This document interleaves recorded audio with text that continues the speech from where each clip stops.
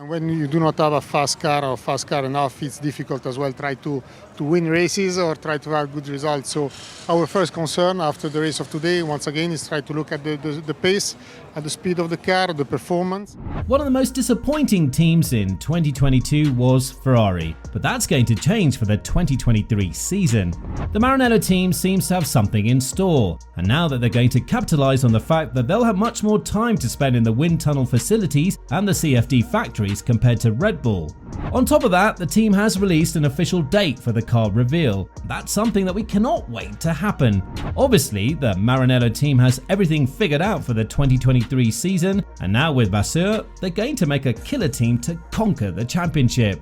The 2022 season was one to forget for Ferrari, and although the team came back on the winning track after a long pause from 2019 onwards, it doesn't necessarily mean that they had a good season. After a strong start, the team demonstrated a lack of leadership in Binotto, who, while not the main guy to blame for their failures, was the number one guy who needed to take responsibility for the team's results. While the team struggled with tactical errors and missed calls, as well as porpoising, Red Bull capitalized on all of the Maranello team's issues and turned a 46-point deficit into a dominant championship with 4 races to spare.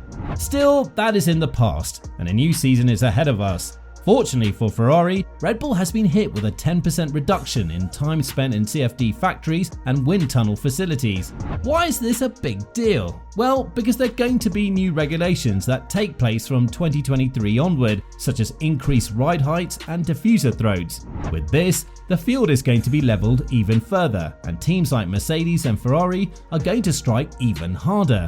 Now that Red Bull does have fierce competition ahead of them in Ferrari, it's up to us to wait and see what the Maranello team has in store. And rest assured that the Italian team means business for the 2023 season, starting with the replacement of the team principal. While many weren't happy to see Binotto being replaced by Vasseur, it's obviously the right move to make, given the fact that Vasseur is going to implement the primary driver strategy. Many hope that this will be Leclerc's strategy, and if the Monegasque wants to see success in 2023, this is the right tactic to be implemented in the team, even though Sainz won't be happy about it.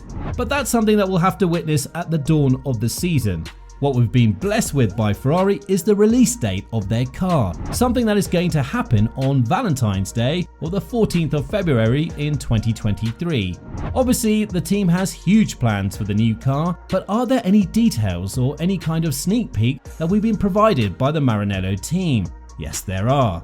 Ferrari understood that the aerodynamic concept of the car is something revolutionary, at least for the 2022 season, and this is an aspect that isn't going to be changed for the next season. On top of that, the team is likely to keep the same philosophy and the same advocacy for the next season, meaning that they're not going to fix what is already working for them. A huge issue was presented in the tactics of the team, which is why they're going with a new leadership in Vasseur, one that is going to be much more dominant and one that would definitely have a louder say in who's responsible for what. This has been severely lacking under Binotto's leadership, and Ferrari is already looking to improve on this front. Now, the side pods of the car for the 2023 season are going to have the same carved profile on the upper part, with large grills for heat dissipation, and they'll see a profound narrowing towards the rear. In fact, the area commonly described as the Coke bottle in front of the rear wheels will be slightly further forward compared to the F1 75, in favour of a less complex airflow management system directed towards the rear. There is a configuration that Ferrari has partially borrowed from Red Bull, more precisely from the RB18, and that's the bodywork, which previously on the F1 75 extended behind the engine cover, narrowing into a semicircular section. Now, this is going to be replaced by horizontal vent, which will extend all the way over the rear suspension members, something that the Maranello team hopes will bring the same success as it did for Red Bull. The 675 project, as the 2023 version of the Ferrari car is called, is going to have a lower drag, and one change that is going to be visible on this version of the car compared to the F1 75 is the lower profile of the sides. The step between their vertical section and the floor side should appear much more marked. To put things into perspective, a sort of channel will be created that follows the double floor principle, something that was considered an engineering masterpiece for the RB18. Now, some visible differences are going to be applied to the chassis. In fact, the lower section on the sides of the cockpit and the fuel tank area are going to see some profound differences compared to the F1 75.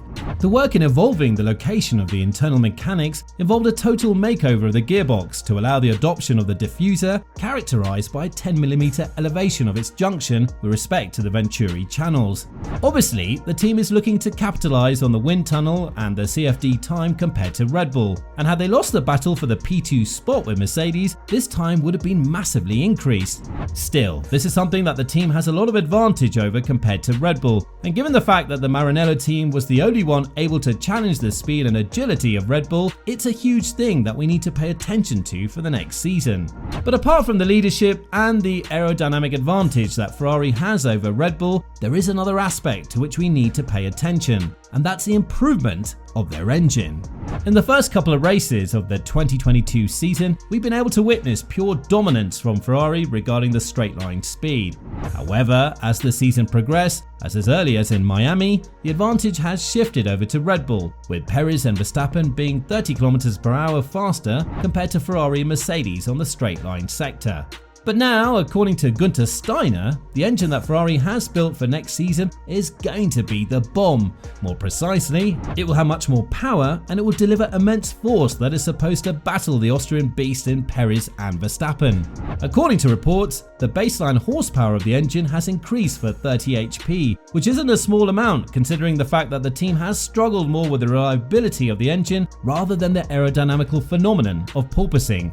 When talking about this matter, Günther Steiner said, "On Thursday I met Matteo Binotto and he told me that next season's engine will be the bomb. In Emilia-Romagna, there is a lot of support for Ferrari, and if the engine is competitive, it'll be positive for us too." Now, what many people fail to understand is that Ferrari stopped with the development of the engine, mostly because the budget cap infringements were frowning upon their season, but also because they became aware that the dominance of Red Bull won't stop in the second half of the season.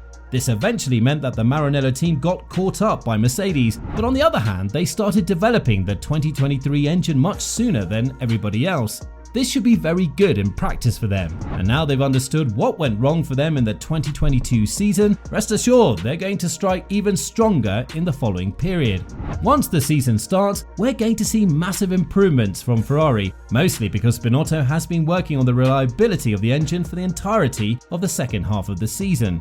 While he's no longer the principal, he has been a vital part of Ferrari for 28 years, which means he has more than the necessary knowledge to make the team competitive once again. What Vasseur is going to inherit is a strong and reliable engine, and now that there are going to be some changes in the driver's philosophy and the preferences of the drivers, we're likely to see a Ferrari team that's going to fight for the Drivers' Championship for the first time since 2007. So, what do you think about the changes that were made on the new version of Ferrari's car? Let us know in the comments down below.